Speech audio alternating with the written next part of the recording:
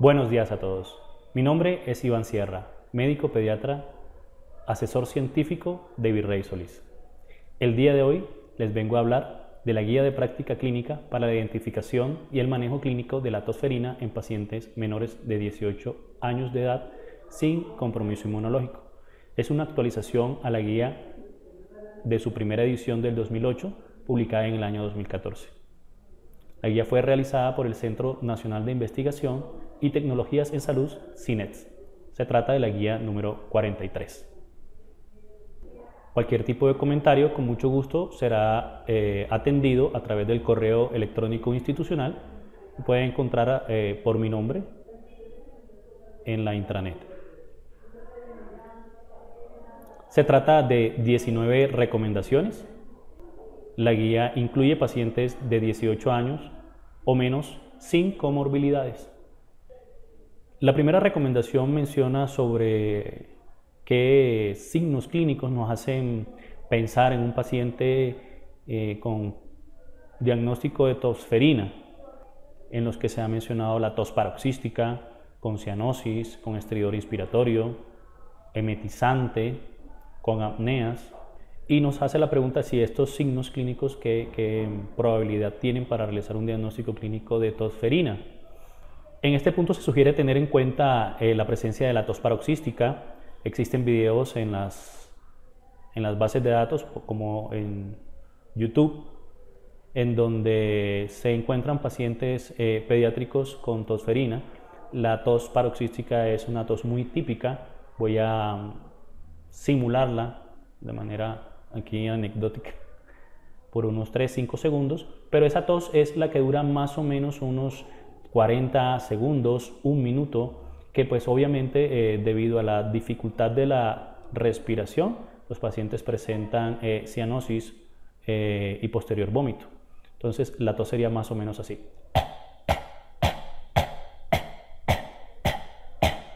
Obviamente esto se alarga durante más o menos un minuto y pues están los videos disponibles en redes sociales. Hay que tener en cuenta que estos signos clínicos se encuentran más frecuentemente en menores de 6 meses, en especial en menores de 3 meses. Así también se encuentra la apnea como un síntoma muy importante incluso de deterioro clínico. Pero ya sabemos que pues, debido a la vacunación y debido a que cuando las infecciones como la tosferina repiten, da con disminución de los síntomas, incluso pues, en pacientes ya escolares o adolescentes, podría darnos un cuadro subclínico. La segunda recomendación resuelve la duda sobre qué confiabilidad diagnóstica tiene el hemograma para el diagnóstico o para el apoyo clínico en un paciente con sospecha de tosferina. Y tenemos que el examen de sangre y en especial el recuento de los leucocitos, cuando estos salen normales, nos puede excluir el diagnóstico de tosferina hasta en un 85% de los casos. 85-90% de los casos. Ya sabemos que más probablemente se encuentran los leucocitos reportados en tosferina como leucopenia o como leucocitosis importante de 25, de 30.000, también con alteración de las plaquetas, estas pueden estar disminuidas, y esto pues nos ayuda o nos orientaría a que el paciente curse con un episodio de tosferina. Sabemos que las infecciones por gérmenes atípicos no siempre son la Bordetella pertussis, es el agente etiológico. Sin embargo, debido a que otros agentes etiológicos como el micoplasma son susceptibles de los macrólidos o las infecciones virales no son tratadas con antibiótico, pues el tratamiento de elección generalmente va a ser el macrólido en este tipo de pacientes. Esto para adelantar algo sobre el uso del tratamiento antibiótico. La radiografía de tórax, ¿qué tanto nos ayuda para el diagnóstico de la tosferina? Cuando se sospecha un paciente con tosferina, se recomienda la toma o el ordenamiento de una radiografía de tórax. No es muy sensible, pero en algunos casos sí se puede hacer el diagnóstico radiológico. Es muy parecido a la sensibilidad que tiene para neumonía. Y la presencia de consolidaciones sugiere la posibilidad de complicaciones como una neumonía asociada. Esta es la típica imagen del corazón afelpado. Cada vez se ve menos frecuentemente, pero en algunos casos, pues cuando se toma la radiografía de tórax podemos encontrar esta imagen que básicamente borra la silueta cardíaca. Se encuentran estas opacidades que dan la impresión del corazón como si tuviera una especie de peluche alrededor, con estos infiltrados paracardíacos bilaterales. Incluso pues también se habla de unos infiltrados en alas de mariposa, en donde pues estos infiltrados básicamente son los paracardíacos y aumento de la trama, bueno, de las opacidades paracardíacas bilaterales. Pero esta sería la típica imagen del corazón afelpado, que en algunas veces se puede encontrar en pacientes con infección por bordetela. Es muy típica, pero como les digo, cada día se ve o se encuentra mucho menos en nuestro medio. Ante la pregunta sobre la realización del cultivo en comparación con con reacción de cadena de polimerasa para confirmar la presencia de la enfermedad, pues si está disponible el cultivo y no se tiene disponible la reacción en cadena de polimerasa, pues está indicado. Esto se realiza por los centros de referencia y entes territoriales. Tiene una baja sensibilidad y disminuye la sensibilidad en la medida en que se ha utilizado antibiótico-terapia, y adicionalmente disminuye la sensibilidad dependiendo de la historia natural de la enfermedad. Para la recomendación de la reacción en cadena de polimerasa se recomienda su uso si está disponible. Sin embargo, pues igualmente que el cultivo, la sensibilidad está disminuida en la medida en que pues aumenta el tiempo de evolución de la enfermedad. La reacción en cadena de polimerasa puede permanecer positiva a pesar del uso de antibióticos, incluso hasta un mes luego del inicio de los síntomas. Sin embargo, pues no está disponible en todos los niveles de complejidad y es algo costosa. Comparando la confiabilidad diagnóstica de la serología única versus otros tipos de apoyo diagnóstico como cultivo o reacción en cadena de polimerasa, si no se tienen disponibles los otros, se sugiere utilizar la prueba serológica única contra la toxina pertussis, la IgG-PT. Hay que tener en cuenta que este estudio tampoco está disponible. Para hacer la serología única se tiene que tener la muestra del paciente más el control en la población en un periodo, y así establecer cuántas diluciones a favor o en contra tiene este tipo de pruebas. La ayuda que nos da es que nos da el resultado inmediatamente, a comparación de la serología seriada, en donde se le realiza esta prueba al mismo paciente con una diferencia de tiempo suficiente para ver si hay un aumento en la titulación de las diluciones o hay una disminución. Esto se realiza en los casos, en los pacientes o en los sitios en donde no están disponibles las otras pruebas diagnósticas o el otro apoyo de laboratorio. Bueno, acá lo que les había mencionado de la serología pareada, pues si no se tiene incluso la serología única, emplearíamos la serología pareada o seriada. Hay que tener en cuenta que la serología pareada o seriada es útil para confirmar el diagnóstico si el paciente tuvo la enfermedad, pero las limitaciones en el escenario clínico son muy amplias debido a que los resultados están disponibles al cabo de varias semanas. Básicamente, diciéndolo de manera coloquial, sería la niña más feíta de la fiesta. Sin embargo, si es la única con la que se puede bailar, pues se baila con esa.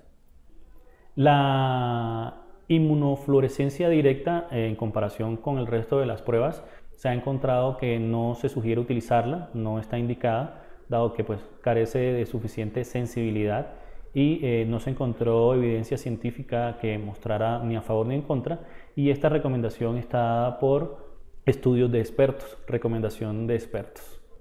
En los pacientes con tosferina se hace la pregunta si pues es necesario hospitalizarlos o hacerles medidas de soportes a todos, si esto disminuye el riesgo de muerte o de complicaciones, y se tiene que pues idealmente todo paciente menor de 3 meses es necesario hospitalizar para realizar el seguimiento clínico estricto, el apoyo del oxígeno, la valoración clínica, la nutrición, la hidratación y pues los menores de 6 meses incluidos.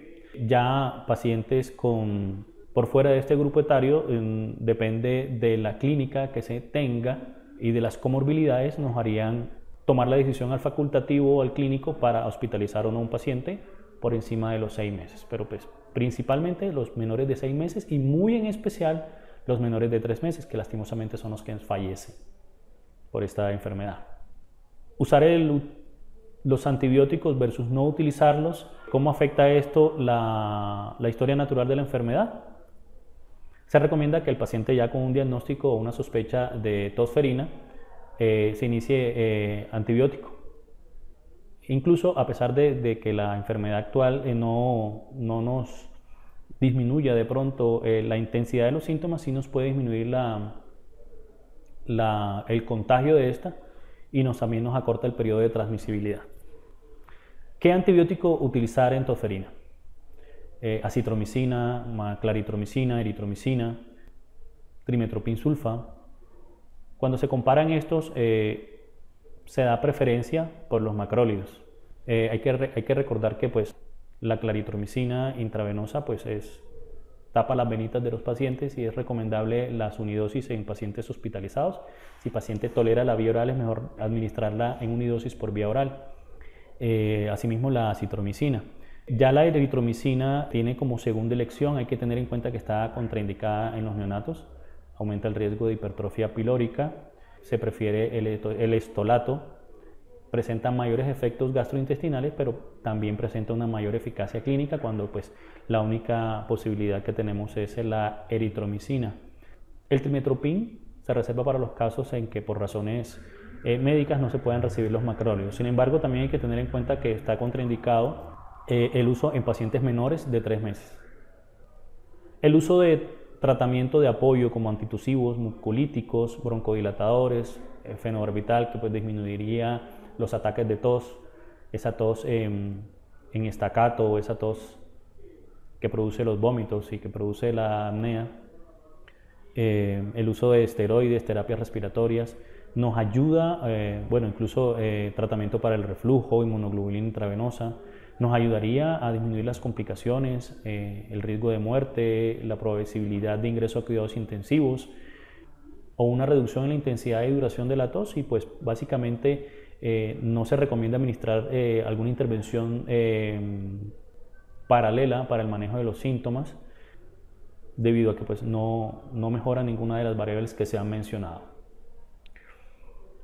Para el empleo de leucorreducción, plasmaféresis o exsanguinotransfusión en pacientes con enfermedad grave, si esta disminuye el ingreso en unidad de cuidado intensivo, disminuye la mortalidad y las otras variables que se han mencionado como la duración de la tos y la intensidad de los síntomas, no se recomienda utilizar técnicas de leucorreducción en pacientes con tosferina severa, mucho menos la leve. El uso de oxigenación a través de membrana extracorpórea tampoco se recomienda en pacientes con tosferina severa. No se ha encontrado una evidencia que soporte su uso. Acá, la evidencia nos hace la pregunta, la pregunta que se trata de resolver es cuáles serían las principales complicaciones y las secuelas de la tosferina y qué se debería hacer en los casos en que se presenten. Sin embargo, lo único que tenemos disponible con calidad de evidencia a través de recomendación es la vigilancia clínica de infecciones concomitantes como neumonía, otitis media, la vigilancia del seguimiento del paciente buscando pacientes en especial menores de 6 meses con apneas, riesgo de falla respiratoria, con enfermedades concomitantes como falla cardíaca, infección pulmonar, enfermedades pulmonares, enfermedades degenerativas, musculares o neurológicas previas.